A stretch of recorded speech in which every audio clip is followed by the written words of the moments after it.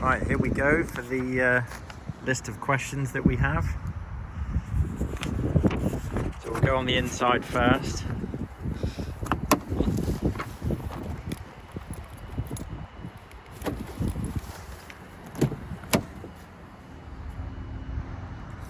Quick show of the condition of the seats. I can't see anything wrong with any of them.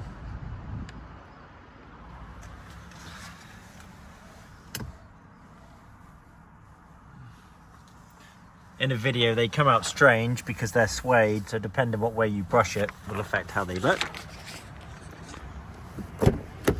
But there are not any dents, any burns, any nasty marks or anything that we can see.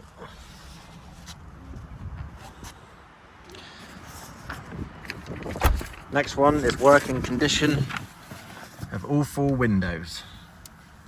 So here they go, front ones, back ones,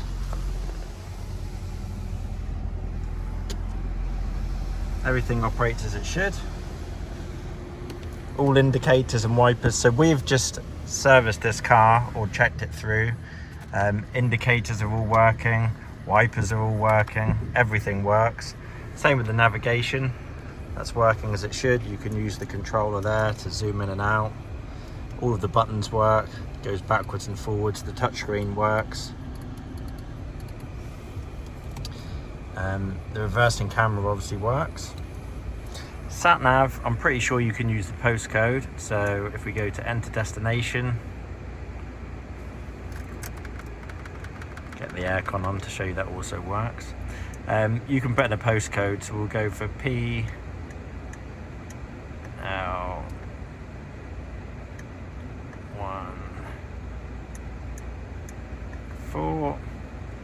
So you can see our postcode has been generated, so you can do it by town and by postcode.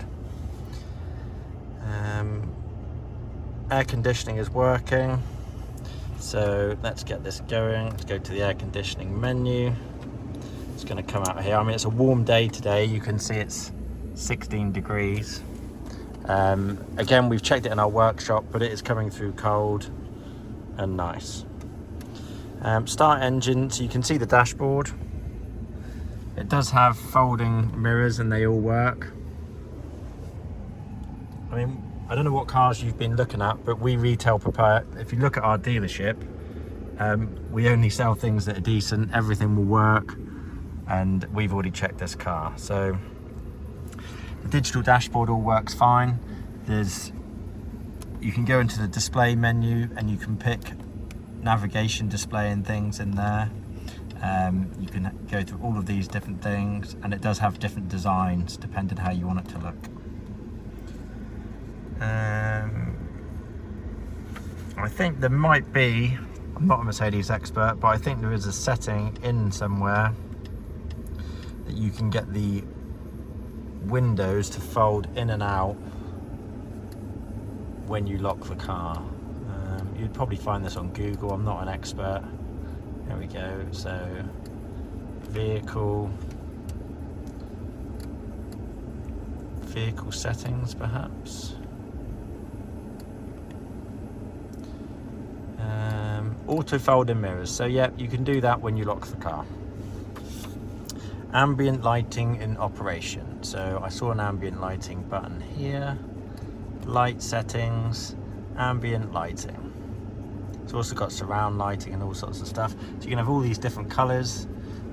You can see that it is, I mean, it's a very bright day, but you can see the blue underneath there. We can change the color to whatever color you want. Maybe we'll go red. I mean, it's harder to see on a day like today. Hang on.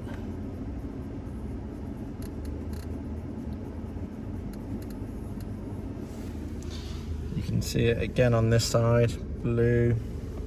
So yeah, it has ambient lighting.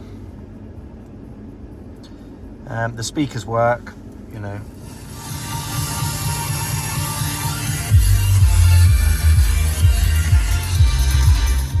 Not my choice of music, but it's a good sound system nonetheless.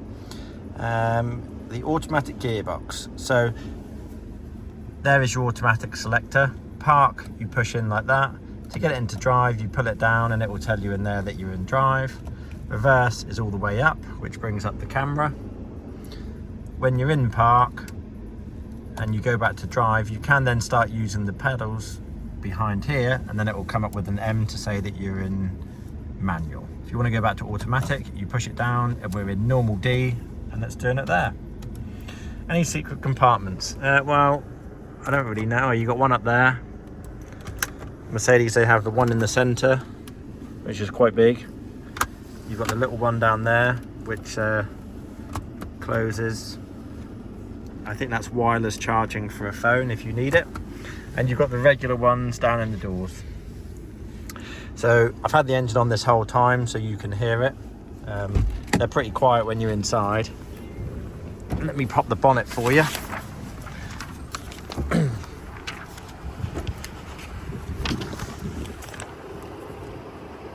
So, doesn't make any funny noises or anything. Everything works like it should.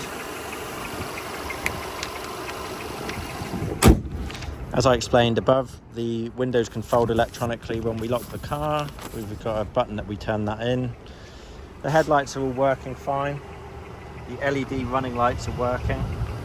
You may find it flickers, but that's to do with the refresh rate of the camera, so that is quite normal.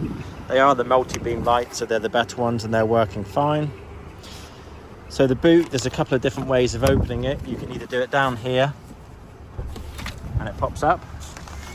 You can also do it with the buttons on the keys, and we've got 2 keys. It's not an electric boot, so you put it down manually, and you've also got a button under there to open it normally. Boot size, oh hang on. So they are folding rear seats, so you can pull that and the seats will fold forwards. But it's a good sized trunk on these. And finally, walking around it. This is a normal camera view. Sorry, this is a zoomed in camera view. Let me go to the 1x zoom, so that's just the regular one. Our video, the first part of the video that was on our website, was done with the normal view. It's only the second half that's done with the fisheye view, because obviously when we go inside the car. But there's nothing to fault on this vehicle. The wheels are unmarked, the tyres and brakes are in good condition, there aren't any scuffs, bumps or otherwise. I can say the fussiest person is going to look at this car and not fault anything.